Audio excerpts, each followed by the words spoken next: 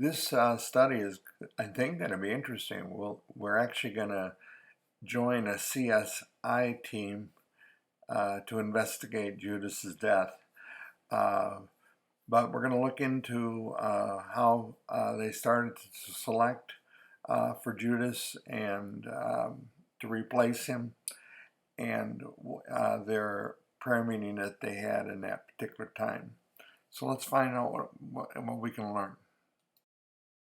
Okay, hopefully we'll cover this class period in a short enough time to keep it interesting, and we can move on to the other two classes. Class 3 will divide up into 3 videos, and make sure you read your Bible, make sure you read Dr. Swindell, and if you are following my video series, go ahead and follow that. I will give material that might be different or, more. But certainly is supportive of everything that you're doing so far. It's your level of study, and you can do it at any level you want. But it is a study that I think will help you and give you an insight into this book, and you'll walk away with it, like you were at any seminary where they were really digging into it. Okay. So I think it's a good study. All right, here you have a picture of looking out from the Mount of Olives looking out from Jerusalem, looking at the Mount of Olives, where probably the Garden of Gethsemane was. And then you can see the tops of the summits on the Mount of Olives. There's a couple summits there. And so that's a great picture that shows you that. We're going to be talking about Jesus here in just a moment. Again, being taken up in the air, engulfed by a cloud, by a cloud, and then that cloud goes up into the third abode. They keep watching, and it disappears, but they don't really see the abode of God. But there's where Jesus went. Where is the abode of God? It may not be that far away. All right. We just don't have it revealed to us. Astronauts and cosmonauts have looked for it to no avail. You won't find it in Hubble or any other device because God has to reveal it to people.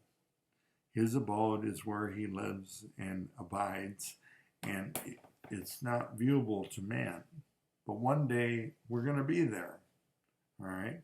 And Jesus was taken up. But what we see when Jesus was taken up is the first heaven, where the birds fly, where Satan rules. He's the prince of the air, the Bible tells us. So we see we see this place that we call heaven, the skies, where we breathe that wonderful air. All right. It's just great. And that's our heaven. And this is where Jesus was taken up. Now, taking a closer look at it, so then, Mark tells us in the 16th chapter, after the Lord had spoken to them, he was received up into heaven and sat down at the right hand of God. And that's where he is today. He's at the right hand of God, making intercession for us, the book of Hebrews tells us. Here we see 4:14, seeing then that we have a great high priest who passed through the heavens, first heaven, birds, air, clouds, where Satan rules, and he moves around to various locations of interest for him. And then we got the second heaven, which are the planets and the stars that we love looking at. And oh, I wish we could see them in the sky. I'm looking at the moon right now, and I wish I could see more stars. Light pollution. But anyway, we see the planets, we see the stars. It's wonderful. That's the second heaven. The third heaven is the abode of God. That's where Jesus went. And there he makes intercession for us and gives us, as it tells us in 4:16, grace in time of help. All right? It's a wonderful promise. For Christ has not entered the holy place made of hands, which are copies of the true, but into heaven itself, now to appear in the presence of God for us. Okay? I will have the how the verse really reads. I think I quoted that, and some of the words are a little off, so I'll have the right translation on the screen for you. 3:22 of 1 Peter, who has gone into heaven and is at the right hand of God. That's where Jesus is, ministering to us in prayer and other things, so that we can have our daily sins cared for, so we can go to God and pray and enter into the throne of glory with confidence. And he's there at the right hand making intercession for us. And it's just a wonderful place where he still ministers. Every time we pray, we enter into his prayer meeting. And then the 11 disciples went away into Galilee to the mountain which Jesus had appointed for them, which was the Mount of Olives. Okay? And there at the Mount of Olives, he appeared to them, and he led them down as far as Bethany. All right? Luke 24 tells us that. And he ascends into heaven. All right? And we'll continue this. I wanted to show you a picture of where I went to school. Okay? And this is the Institute of Holy Land Studies, which is in the Old City, and it's a wonderful place, to go to school. And I know Dr. Stiles went to this school, and he probably teaches there from time to time, as well as I'll learn. He and I both studied under, it'll come Dr. Munson. Okay, Dr. Munson, who was wonderful with the land and the Bible. All right, and I studied there back in '76. Now, these are models of probably what the houses that they rented or used for their upper room meeting. Probably it's a different building than they were at on Thursday night. Maybe it's the same one, but there's more people that seem to make a better argument that it's a different one. I don't know, all right, but I tend to go with the others, that they're located in another place in the same part of the city. And so here's a model of one of those more expensive houses, and here's even a more expensive house that's in that area. But they kind of give you the idea of the kind of area and place where the disciples would have had the meeting in Acts 2 and chapter 1, where they're choosing another disciple to replace Judas. Okay? And we know that Jesus ascended somewhere on the eastern side of the Mount of Olives. I actually think it's a little lower than where I put it. I think it's a little lower, but I don't know exactly where. I don't have a pinpoint on where near Bethany the Lord went up. Okay? But I know it's not at the top of the mountain where we were walking, hoping to put our feet where Jesus went to heaven. Now, maybe Jesus was there at some time, but it was a different location. It's kind of a game changer for me to change my perspective here.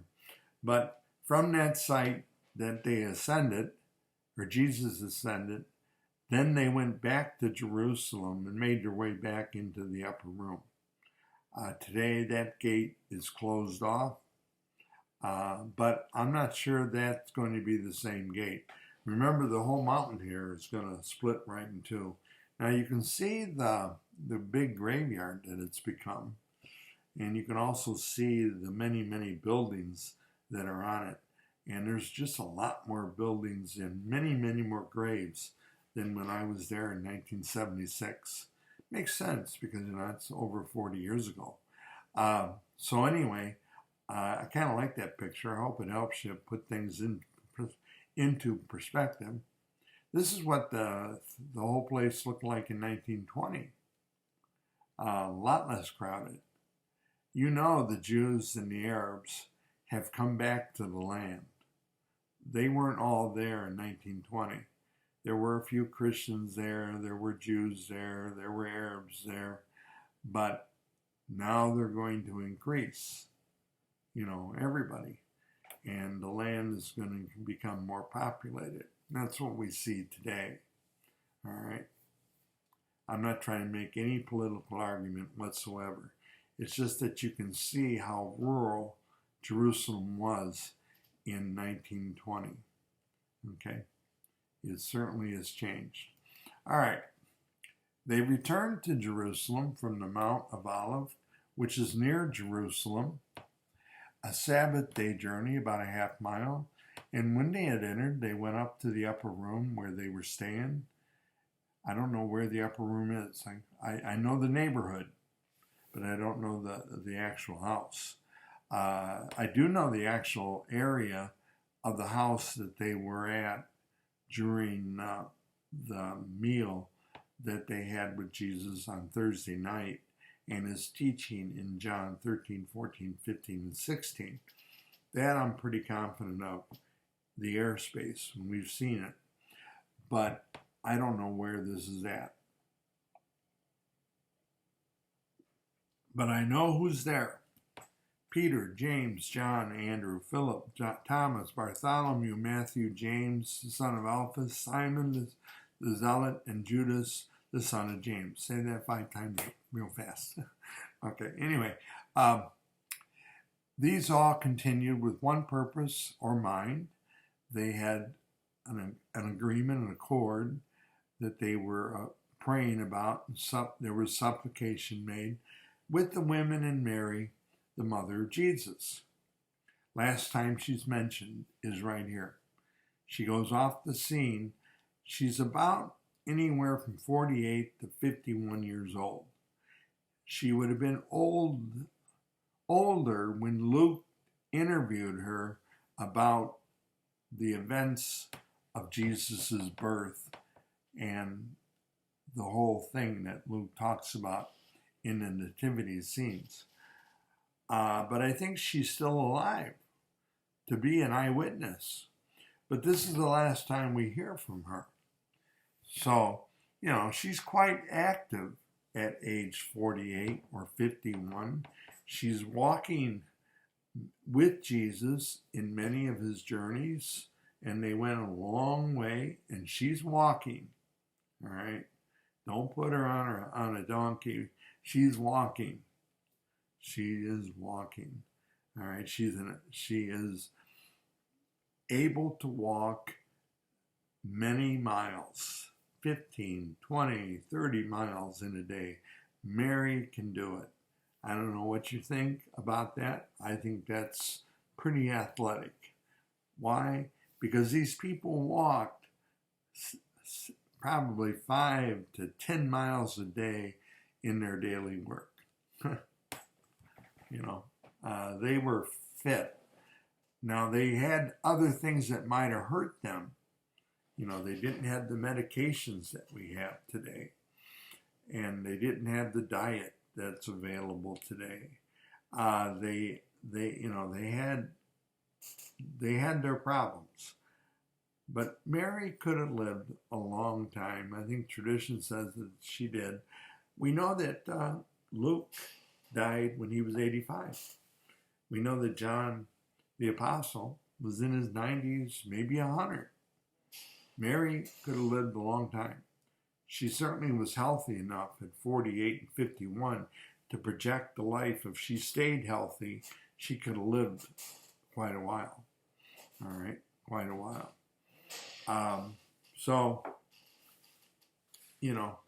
We know who's there. Now, the emphasis of who is there is on these 11. Okay? All right.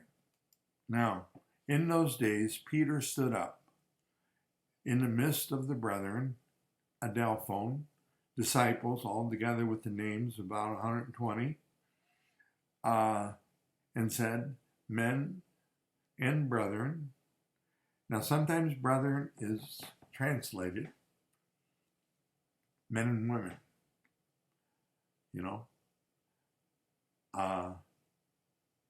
brothers and sisters. Even though brothers is the word used in the Greek, there are many times when the translators translate brothers and sisters. Why? It's implied because that's who's there. Now, that would be the same kind of logic here, but with Andres, with Adelphoi, the scripture had to be fulfilled, which spoke by the mouth of David concerning Judas. He was number 12. See, the 11 are in focus here. And so it's like Peter talking to a group of people. All right? And then he would turn and say, now, two. He's naming off the disciples. He's talking about the 11. Men and brethren. He's focusing on them. We have to make a choice here, guys. We have to make the choice. It's not the group. This isn't a congregational choice. All right? It is not a congregational choice.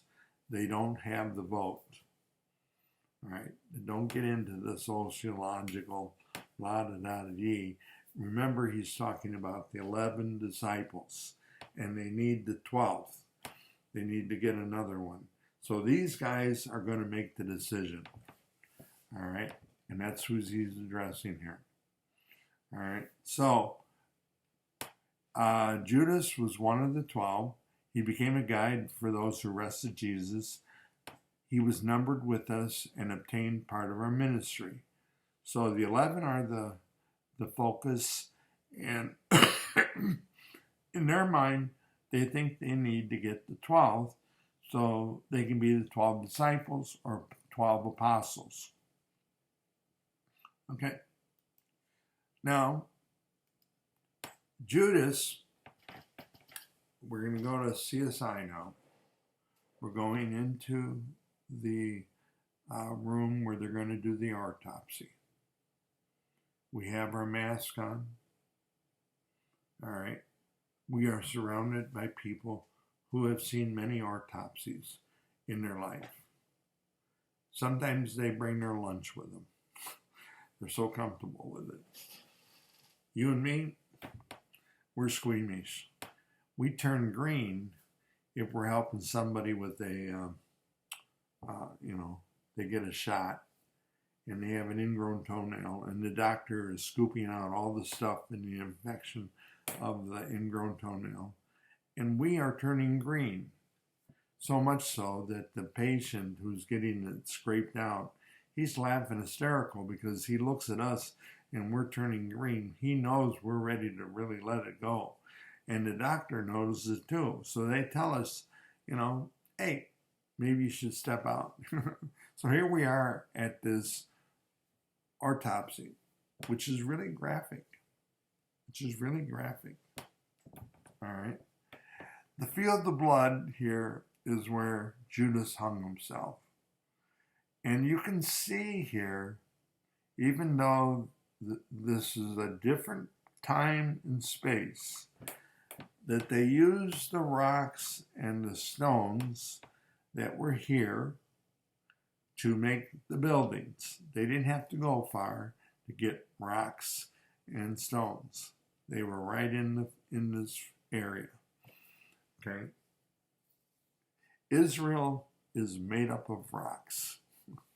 All right? Everywhere you go, where the Israelis were, you're going to find rocks. And before they can have a field, they have to remove all of that, What are they going to do with the rocks that they remove? Somebody's thinking, you know what? I'll use it to make my house. You know, so that's what they did.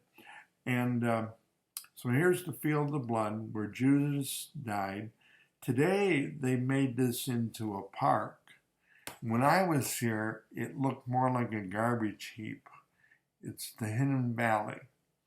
And it was a place where they put the rubbish. Now, you're Billy Crystal, you know, and you got your mother and father with you. I don't know Billy Crystal's dad or mom. You know, I don't know their name, okay? He would make it up in a skit. But she would say, Hiram, this place smells like garbage. You know, Hiram can't argue with you. Oi, you know, get away, woman. Anyway, so, you know, but she's going to keep complaining about the garbage.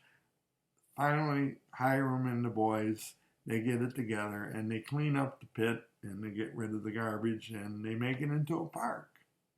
That's what's happened since 1976.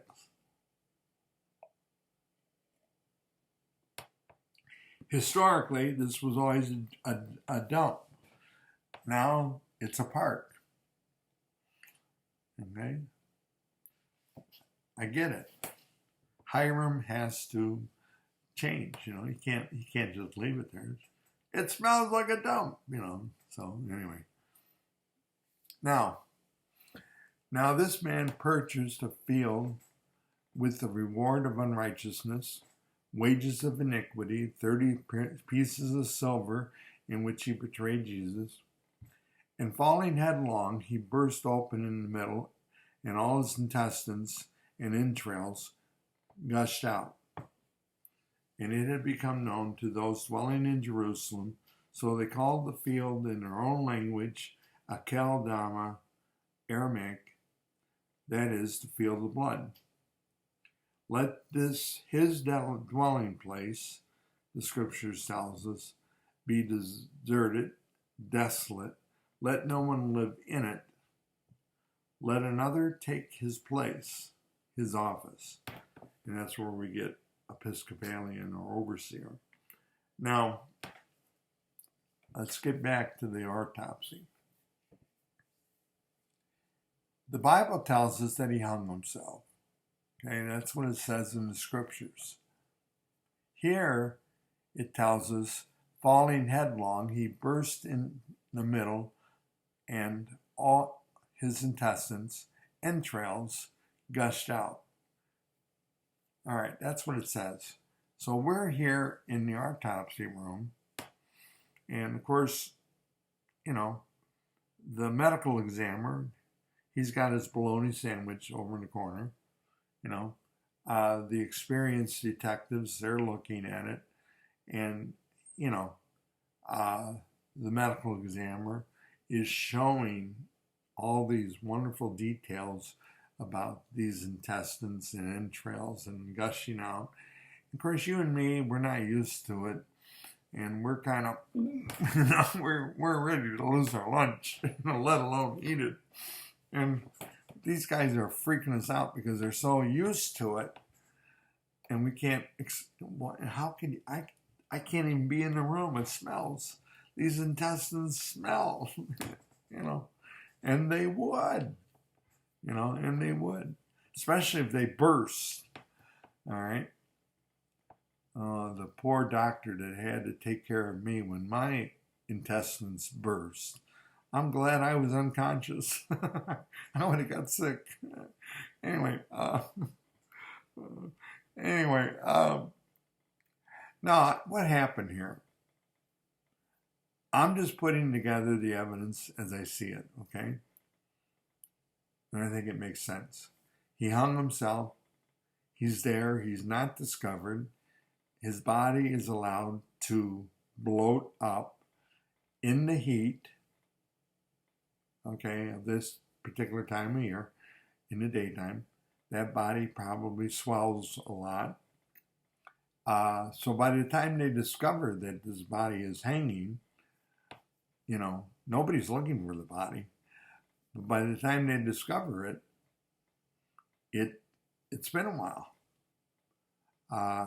Now, when he fell headlong, it meant that his whole body just kind of went flop.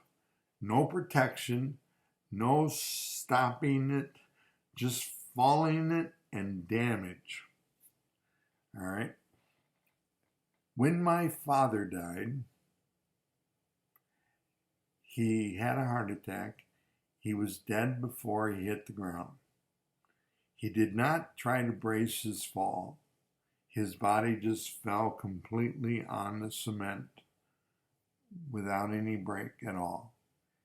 He damaged his head.